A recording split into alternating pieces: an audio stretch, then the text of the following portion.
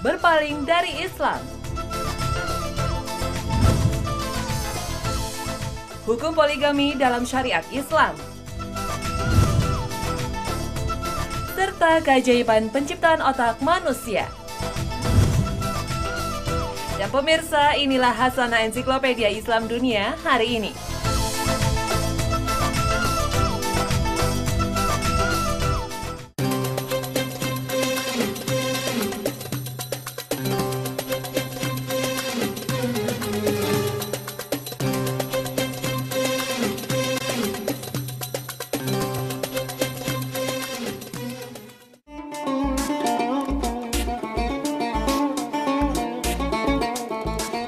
Assalamualaikum warahmatullahi wabarakatuh. Selamat pagi pemirsa Trans 7, Hasanah Ensiklopedia Islam Dunia. Pagi ini kembali hadir dengan informasi pertama tentang murtad berpaling dari Islam.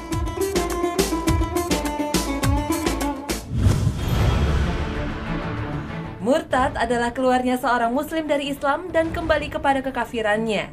Murtad dapat berupa perkataan seorang muslim menjadi kafir secara terang-terangan ataupun perbuatan yang membawanya kepada kekafiran.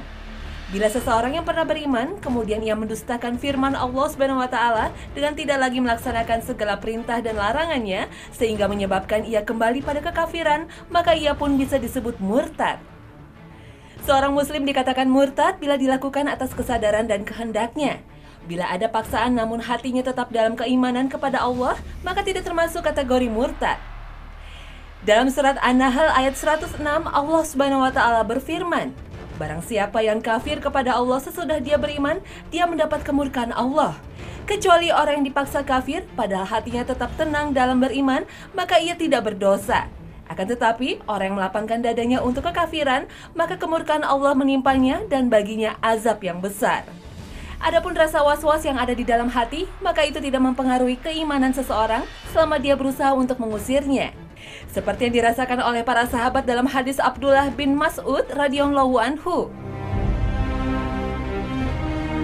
Nabi SAW pernah ditanya mengenai perasaan was-was, maka beliau menjawab, itu adalah tanda keimanan yang murni dan benar.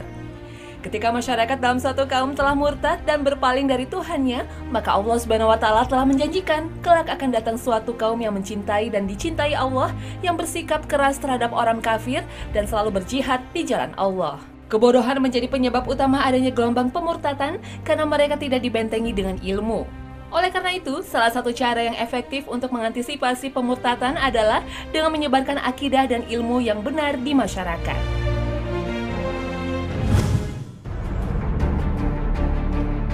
Hukum Islam sangatlah keras terhadap orang-orang yang murtad. Bahkan Rasulullah pernah bersabda berkaitan dengan persoalan murtad. Siapa yang menukar agama, maka bunuhlah dia. Ada 3 tahapan dari hukuman hudud atau hukuman kejahatan yang telah ditetapkan dalam syariat terhadap seorang murtad. Yang pertama, hukuman bagi orang yang murtad bila ia tidak menzahirkan atau tidak mengumumkannya kepada khalayak ramai dan merahasiakan bagi dirinya sendiri, maka tidak mendapat hukuman hudud. Namun, ia akan mendapat hukuman dari Allah SWT di akhirat kelak. Dalam surat Al-Baqarah ayat 217, Allah SWT berfirman, barang siapa yang murtad di antara kamu dari agamanya, lalu dia mati dalam kekafiran, maka mereka itulah yang sia-sia amalannya di dunia dan di akhirat, dan mereka itulah penghuni neraka, mereka kekal di dalamnya. Hudud kedua adalah bila orang murtad tersebut mengumumkan kemurtadannya secara umum dan terbuka, sehingga memungkinkan membawa pengaruh buruk kepada lingkungan muslim di sekitarnya, maka hukuman hudud dapat dilakukan. Dalam keputusan hudud itu dilakukan melalui proses pengadilan yang berlaku. Hudud ketiga adalah apabila seorang murtad masuk kepada kekafiran dan memerangi Islam secara terang-terangan, maka hukuman bagi dia langsung berlaku tanpa harus melalui proses pengadilan. Rasulullah SAW menyebutkan bahwa tidak halal darah seorang muslim yang telah bersaksi bahwa tidak ada Tuhan yang berhak disembah kecuali Allah, dan aku adalah utusan Allah, kecuali dari 3 orang berikut ini. Seseorang yang murtad dari Islam dan meninggalkan jamaah, orang yang telah menikah tapi berzina, dan seseorang yang membunuh orang lain. Orang yang murtad jika telah dijatuhi hukuman mati, maka ia tidak dimandikan dan disolatkan, serta tidak dikuburkan di kuburan orang-orang Islam. Dan ia juga tidak mewarisi dan tidak diwarisi. Orang murtad harus diberi waktu untuk bertaubat. karena orang murtad kadang ada keraguan yang ada pada dirinya mengenai Islam, maka perlu dijelaskan terlebih dahulu. Jika diberi waktu untuk taubat dan dia tidak juga bertaubat, maka berlaku hukuman kepadanya. Hukuman diserahkan sepenuhnya kepada pemerintah. Namun di negara yang tidak menerapkan syariat Islam, hukuman seperti ini sulit dilaksanakan.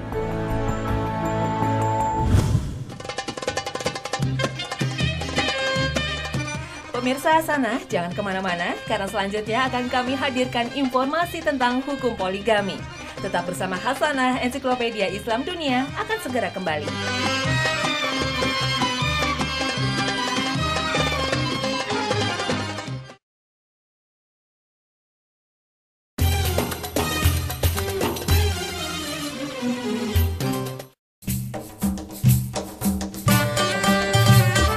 Pada dasarnya Allah Subhanahu wa Ta'ala akan menerima setiap hambanya yang bertaubat dengan sungguh-sungguh. Ini sesuai dengan firman Allah Subhanahu wa Ta'ala dalam surat Al-Anfal ayat 38.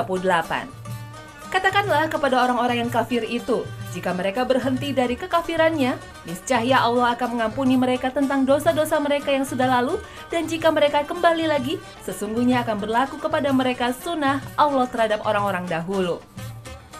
Sementara bagi orang yang murtad dan tetap pada kekafiran, Allah tidak akan menerima taubatnya yang datang terlambat. Bila orang-orang yang sebelumnya telah beriman, kemudian ia kafir, kemudian kembali beriman lagi, namun kemudian ia berubah kafir lagi, bahkan semakin bertambah kekafirannya, maka sekali-kali Allah tidak akan memberi ampunan kepada mereka dan tidak pula menunjuki orang-orang yang murtad tersebut kepada jalan yang lurus. Taubat mereka tidak akan diterima bila mereka bertaubat dalam keadaan sakratul maut. Ini sesuai dengan firman Allah Subhanahu wa Ta'ala dalam surat An-Nisa ayat 18. Dan tidaklah taubat itu diterima Allah dari orang-orang yang mengerjakan kejahatan yang hingga apabila datang ajal kepada seseorang di antara mereka, barulah ia mengatakan, sesungguhnya saya bertaubat sekarang. Dan tidak pula diterima taubat orang-orang yang mati sedang mereka di dalam kekafiran. Bagi orang-orang itu, Allah telah sediakan siksa yang pedih. Nauzubillah min zalik. Semoga kita sebagai umat muslim tidak terjerumus ke dalam kemurtadan.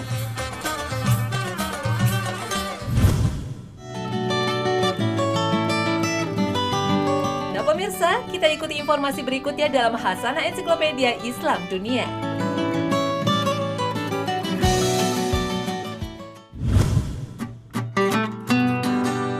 Anda kembali lagi menikmati Hasanah Ensiklopedia Islam Dunia. Di bagian kedua, kami akan tawarkan informasi hukum poligami.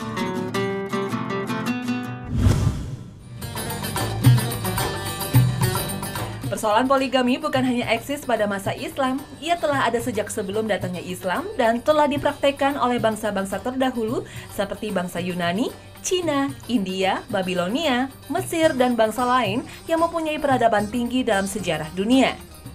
Allah Subhanahu wa Ta'ala adalah Sang Maha Pencipta. Allah menciptakan manusia sesuai dengan fitrahnya. Semua sudah diatur oleh Allah. Apa yang diciptakan Allah untuk manusia pastinya selalu relevan dengan kehidupan manusia. Allah Maha mengetahui segala sesuatu, termasuk sikap, sifat, dan kecenderungan manusia dengan segala tabiatnya, baik dia jenis laki-laki maupun wanita, baik secara individu maupun sosial. Di antara beberapa hukum yang mendapat perhatian Allah Subhanahu wa Ta'ala dalam kaitannya dengan manusia adalah hukum poligami. Islam telah membolehkan kepada seorang lelaki untuk beristri lebih dari satu orang. Hanya saja Islam membatasi jumlahnya, yakni 4 orang istri. Hal ini didasarkan firman Allah Subhanahu wa Ta'ala dalam surat An-Nisa ayat 3. Nikahilah wanita-wanita lain yang kalian senangi masing-masing 2, 3, atau 4. Kemudian jika kalian takut tidak akan dapat berlaku adil, kawinilah seorang saja. Atau kawinilah budak-budak yang kalian miliki. Yang demikian itu adalah lebih dekat pada tindakan tidak berbuat aniaya. Ayat di atas diturunkan kepada Nabi Muhammad SAW pada tahun ke-8 Hijriah. Sebelumnya sudah menjadi hal biasa jika seorang pria Arab mempunyai istri banyak tanpa ada batasan. Dengan diturunkannya ayat ini, seorang muslim dibatasi hanya boleh beristri maksimal 4 orang saja, tidak boleh lebih dari itu. Jika seorang pria khawatir untuk tidak dapat berlaku adil dengan beristri lebih dari 1, Islam menganjurkan untuk menikah hanya dengan seorang wanita saja, sekaligus meninggalkan upaya untuk menghimpun lebih dari seorang wanita. Jika ia lebih suka memilih seorang wanita, itu adalah pilihan yang paling dekat untuk tidak berlaku aniaya. Namun, Allah Subhanahu wa Ta'ala telah menggariskan bahwasannya manusia tidak akan dapat berlaku adil. apalagi bagi pria beristri lebih dari satu.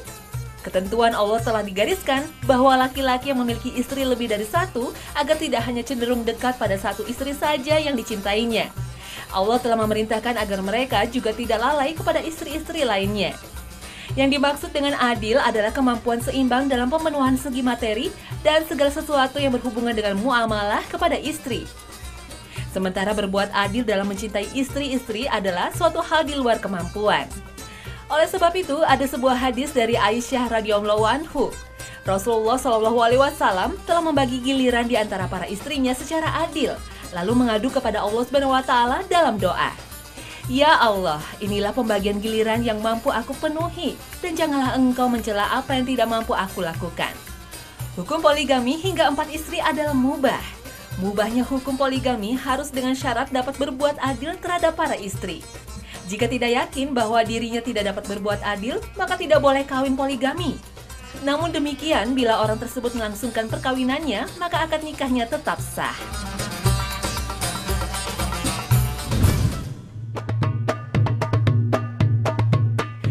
Poligami menurut hukum Islam sebenarnya dimaksudkan untuk melindungi janda-janda miskin dan anak yatim.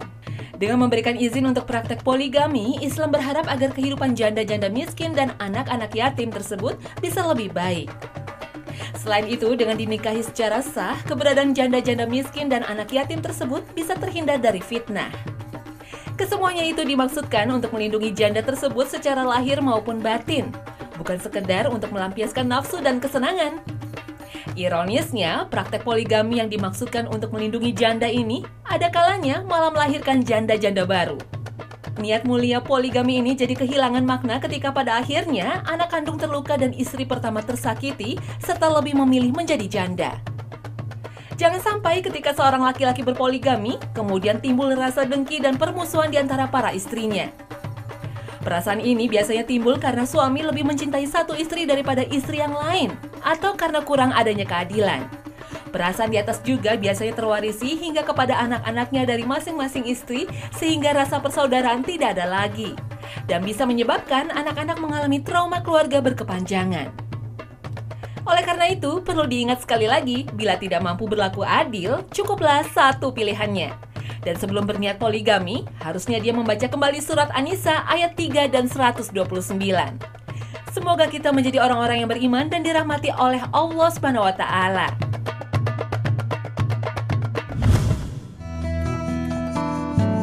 Nah pemirsa, selanjutnya kita resapi kebesaran Allah Subhanahu wa taala dalam penciptaan otak manusia. Berikut informasinya.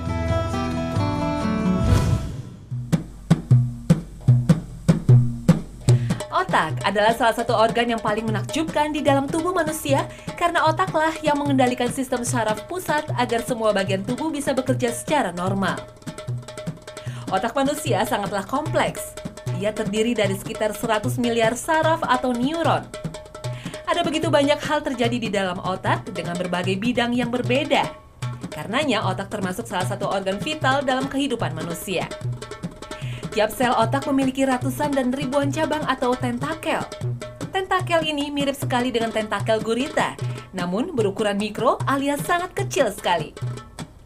Masing-masing tentakel ini berisi jamur atau spina dendrit yang mengandung ribuan zat kimia. Inilah yang membawa pesan di antara sel otak, termasuk semua informasi dalam setiap pikiran, setiap pengalaman belajar, dan setiap daya ingat yang dimiliki.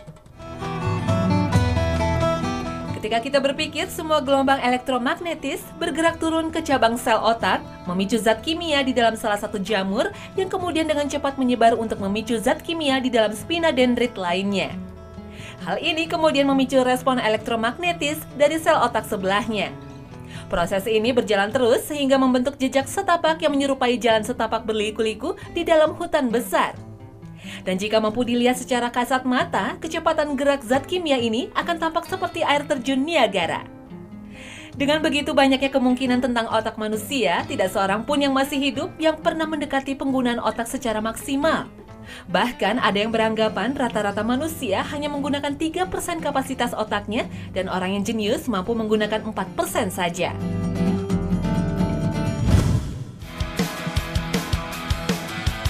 Otak manusia terbagi menjadi beberapa bagian. Pertama adalah batang otak yang berperan mengendalikan fungsi-fungsi penyangga kehidupan dasar, seperti pernapasan dan laju denyut jantung, mengontrol tingkat kesiagaan, menyiagakan terhadap informasi sensorik yang masuk, termasuk mengendalikan suhu tubuh dan mengendalikan proses pencernaan. Cerebellum atau otak kecil berfungsi mengendalikan gerakan tubuh dalam ruang dan menyimpan ingatan untuk respon-respon dasar yang dipelajari. Kemudian ada sistem limbik atau otak tengah yang posisinya sedikit lebih ke depan dan terdiri atas talamus dan ganglia basal.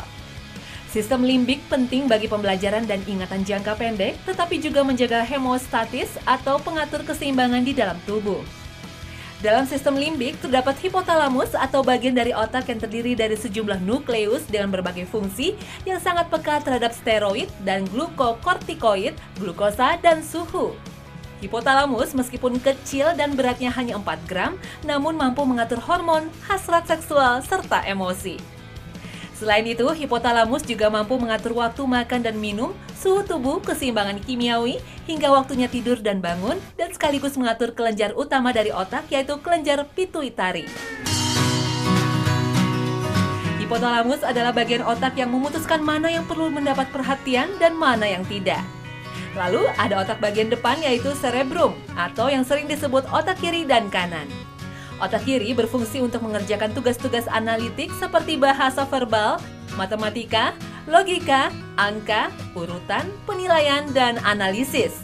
Sedangkan otak kanan berhubungan dengan aktivitas imajinasi, intuisi, emosi, dan kreativitas. Pada waktu kecil, dalam otak kita terjadi semacam ledakan.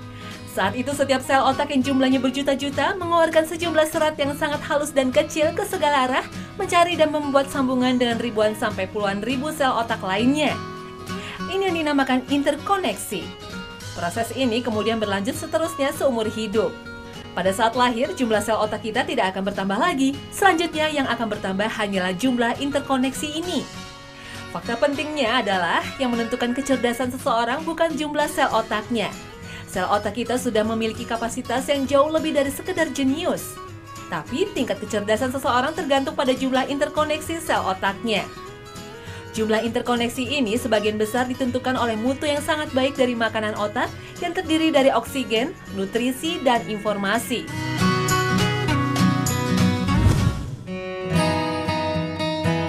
Islam adalah agama merangsang otak kanan manusia menjadi berfungsi. Ketika kita mencoba memahami bagaimana pergantian malam dan siang terjadi, seperti dijelaskan dalam Al-Quran, tentu diperlukan daya imajinasi untuk bisa merasakan kebesaran Allah dalam menciptakan alam semesta. Seperti yang difirmankan Allah SWT dalam surat Ali Imran ayat 190 hingga 191. Sesungguhnya dalam penciptaan langit dan bumi dan silih bergantinya malam dan siang, terdapat tanda-tanda bagi orang-orang yang berakal, yaitu orang-orang yang mengingat Allah sambil berdiri atau duduk, atau dalam keadaan berbaring, dan mereka memikirkan tentang penciptaan langit dan bumi, seraya berkata, "Ya Tuhan kami, tiadalah Engkau menciptakan ini dengan sia-sia. Maha suci Engkau, maka peliharalah kami dari siksa neraka." Tanpa bantuan imajinasi dan fungsi otak kanan, kita tidak sanggup melihat dan merasakan langsung tanda-tanda yang dimaksud, dan bahkan tidak sanggup memikirkan penciptaan langit dan bumi. Bahkan dalam sebuah hadis qudsi, Rasulullah mengatakan, "Sembahlah Tuhanmu seakan-akan engkau melihatnya, dan apabila kamu tidak sanggup melihatnya, maka yakinlah bahwa Allah melihat kamu." Sangat jelas dalam hadis ini, perintah untuk seolah-olah melihat Allah dalam sholat adalah pekerjaan imajinasi atau kemampuan untuk membayangkan. Seperti kita ketahui, sepertiga dari ayat-ayat suci Al-Quran adalah bercerita tentang kisah zaman dahulu dan banyak menggunakan kata perumpamaan, yang tentunya membutuhkan daya imajinasi yang kuat. Dan disinilah Allah SWT menganugerahkan kemampuan otak kanan pada manusia. Gambaran otak manusia bagian depan atau cerebrum disebut Allah SWT dalam Al-Quran dengan kata nasyiyah yang berarti ubun-ubun. Memang tugas bagian otak yang ada di ubun-ubun manusia adalah mengarahkan perilaku seseorang. Kalau orang mau berbohong, maka keputusan diambil di frontal lobe yang bertepatan dengan dahi dan ubun-ubunnya. Frontal lobe merupakan penanggung jawab atas pertimbangan-pertimbangan tertinggi dan pengarah perilaku manusia. Jika seseorang berbuat aniaya dan dia termasuk orang yang berdusta dan durhaka, maka Allah mengancamnya dalam surat Al-A'la ayat 15 hingga 16. Ketahuilah, Sungguh jika dia tidak berhenti berbuat demikian, niscaya kami tarik ubun-ubunnya, yaitu ubun-ubun orang yang berdusta lagi durhaka. Untuk itu, kita wajib bersyukur atas keistimewaan otak yang dianugerahkan kepada kita. Dan kita harus mengisinya dengan akidah dan tauhid serta jalan yang lurus yang diridhoi Allah Subhanahu wa taala. Maha benar Allah dengan segala firman-Nya.